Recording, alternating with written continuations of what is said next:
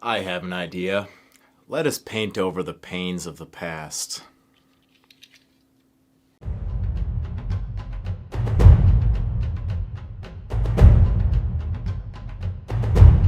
Greetings, Chromatic Warriors, and a big thank you to Games Workshop for this abundant plethora of the new Stormcast Eternals releases. Such an abundance that it almost does well to smother the memory of my past army. I do recall it so well. My sacrosanct chamber. It was so beautiful in its day.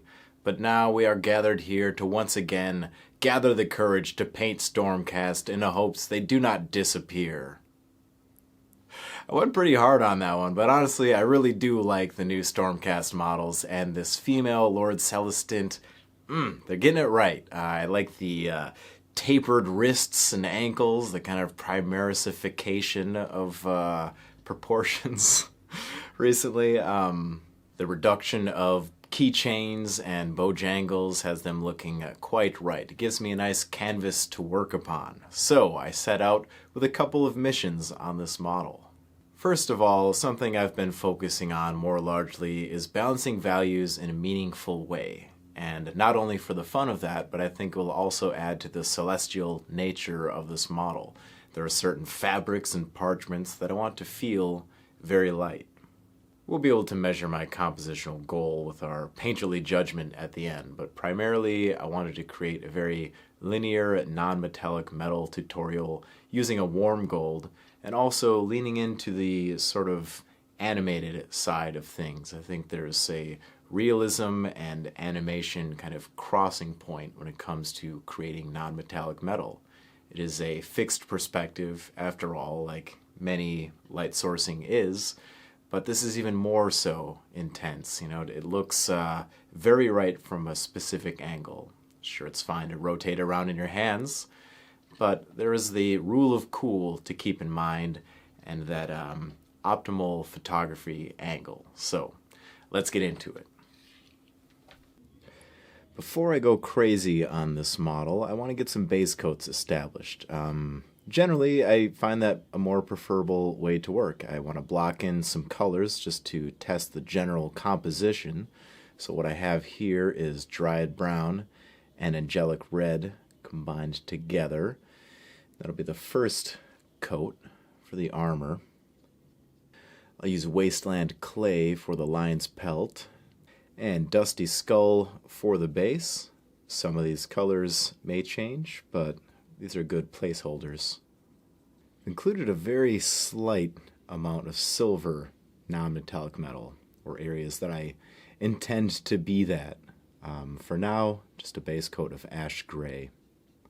For all of the fabric areas, I'll use this nice light, almost denim blue, but I'll be laying down runic cobalt.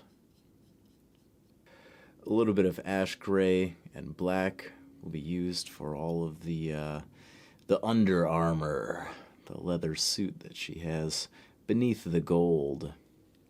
Rounding off the base coat with paratrooper tan on the face.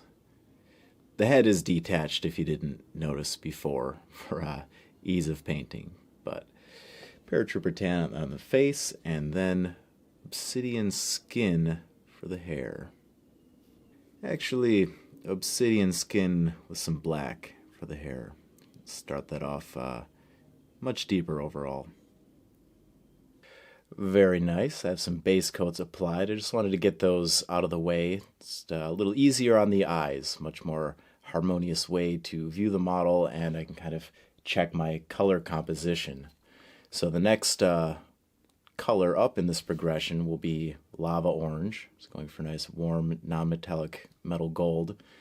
And I think it's tempting to go, intense and sharp right away, but we have a lot of colors to add into this progression. So we're also trying to cross that boundary between informed by the light. I took a photo of this model before painting it, just kind of observe a lot of those subtle reflections, trying to make those intense. And also just between animation, the rule of cool. I want to take this places.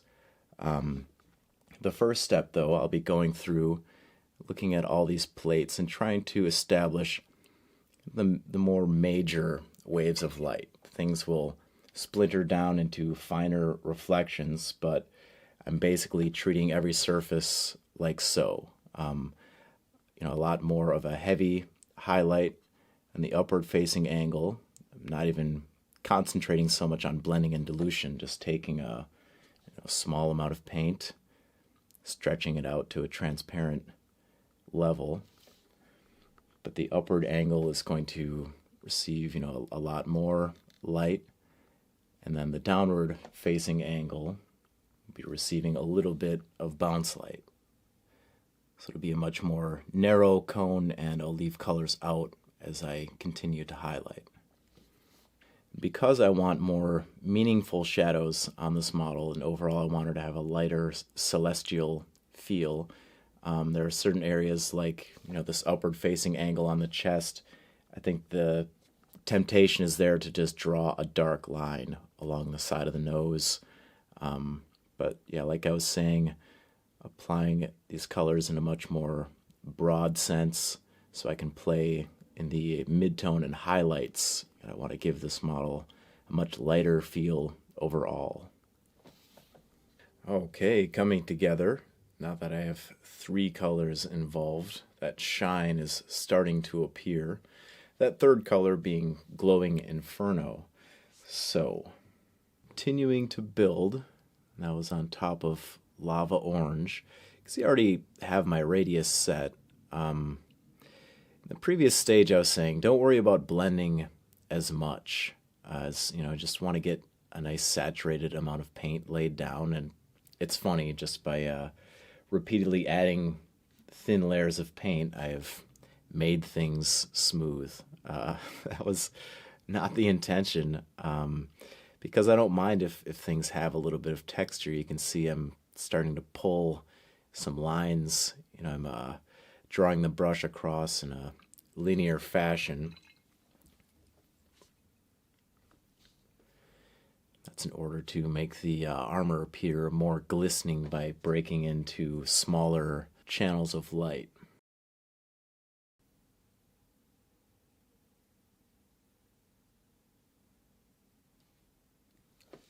So it starts with the more major channel up on top, and then breaks to a smaller secondary channel of light on the bottom. You may not have, in the mid-tone, seeing is believing. You may not have space on every surface to get those reflections in place. Don't bother. If it's too small to fit all those lines in there, you're going to be doing this more and more. So it will be coming back into play. It's all about slowly stacking the textures up. Now, this leg is an interesting example that I want to pull out. Like I was saying before, this is about kind of the dividing line between animation and realism. And I want to draw some of these powerful reflective shines. And best I can describe, I'm just trying to follow the contours of the surface. You see the kind of general shaping. It's very softly curving armor on the leg. Just following that along with with glowing Inferno. I'll keep adding on to that as I go. There are a lot of ways you can interpret this sort of light formation, but just make sure that that's all conforming to the same direction. I'm going with these vertical lines, so it's not going to break into the horizontal all of a sudden. And just like all the other layers, saturation and playing upon it is going to produce some variety, so it gets down closer to the ankle, it flares outward. I'll add more layers of paint there, leave it to sit, be a little less saturated in the mid-shin area. So even these lines have some play. All right, looking at most shiny. I love this part in the process. It has approached the quickening. The Chromatic Warrior must keep in mind that less is more. There's a lot that's been done in the way of foundational work. And now I need to go and just cap off these easily accessible panels, whereas before I'm flipping the model upside down and such. So I'm bringing demonic yellow into play, just edging, building up on these parallel brush strokes that we were talking about last time. Yeah, I like those little kind of secondary channels of light popping up into those. And yeah, the more animated lines, like on the side of the shin, that one that I've pulled out, just accenting the the curvature. There's a very subtle curve in the side of this shin, but since it's a reflective surface, the light will play in a very dramatic way off of it. So just, further accenting wherever that surface kind of bends and bows outward. So I'll keep clipping along, keeping things nice and saturated, taking my time. Really, I want to work very finely, kind of putting on the secondary level of focus. I always talk about seeing the forest through the trees. Now is that time when your breath is drying the paint on the model because it's so close to your face. It's time for the detailed work. Okay, coming right along. A little more to go paint-wise, but I want to stop right here, and I have some of the Ruddy Fur Speedpaint, diluted down considerably, as you can see, and I'm just layering it over every golden surface, kind of unifying everything under this sheet of tint. Of course, it'll do a bit of its wash-like thing and sink into some of the crevices, but yeah, you can see the bonding effect that it's having on these layers of paint. Celestial gorgeousness. I'm loving how this is coming together, adding a house favorite space dust into the mix. Very small portions, just keeping along with that linear texture. I'll be applying some glistening highlights as well, and what I mean by that is I won't be diluting the paint down, but as an edge highlight, go along about so far. Lift the brush, drop it back down. Try to get these to line up with those smaller channels of light as well. And in that same style, I can apply some highlights along the chest, just directly drawing these lines of light in place, just keeping with that animated style. Remember to target the upward facing angles, just pressing ever so gently. And all of those, that play of midtones is coming together. This is why it was important to go more broad in the beginning, because now we get to this finer approach, and you can see the lightness coming into play. I really like the play of midtones and highlights going on. As always, remember, less is more. Just capping things off. It's nice and sharp, pressing lightly. Magnifique. Lovely, gorgeous glints of light. So pretty much every area except for her chest has been highlighted with the final whites, and you can see the effect it's having. Really loving this glistening hip and leg area. And as always, the painting process involves a little bit of back and forth, so I can't say that every surface is complete without giving it another kind of spot check, and you might have to repeat some of the steps in the process, adjust things. But pressing ahead, see, I'm just laying in these specular highlights, these animated kind of linear glints of light that we've laid in place. And yes, less is more. Say it with me now. Especially with this final white, you're just gradually leaving more and more out, less touching fewer and fewer areas as you build the light. Yeah, it's really coming together nicely with these final dots and slashes. So just remember to keep it all within bounds. You've created your light map, and do not deviate from that. It's almost a challenge to work inside of such small areas, but I believe in you. You're here to get better, push your boundaries.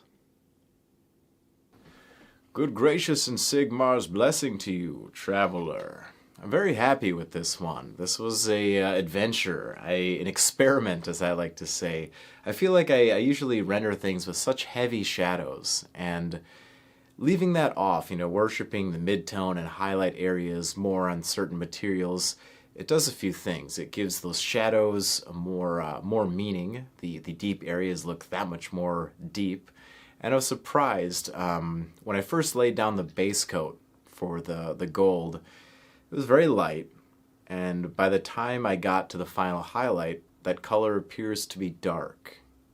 But my instincts told me to start with a much deeper color. So it was interesting just watching that develop, being a little nervous about it myself, and I'm very happy with the way it came out in the end. This changes how I look at things, and the very light hammer as well. It's so like silverine. It looks again getting that kind of celestial nature across. Really leading into the feeling and the nature of the model. I like that her dark hair and skin, being framed by all these light colors, the dramatic reflections of the armor compared to the dead light absorption on the stones. There's a lot of composition of material and light interactions going on here. It's a lot of fun. So I hope you enjoy seeing that, hearing those little afterthoughts, as well as a nice kind of straight up warm gold non-metallic metal tutorial. Please let me know how you feel in the comments section down below. I respond to everything. Thank you for your support here on Patreon. I'll see you next time, and until then, remain unchained.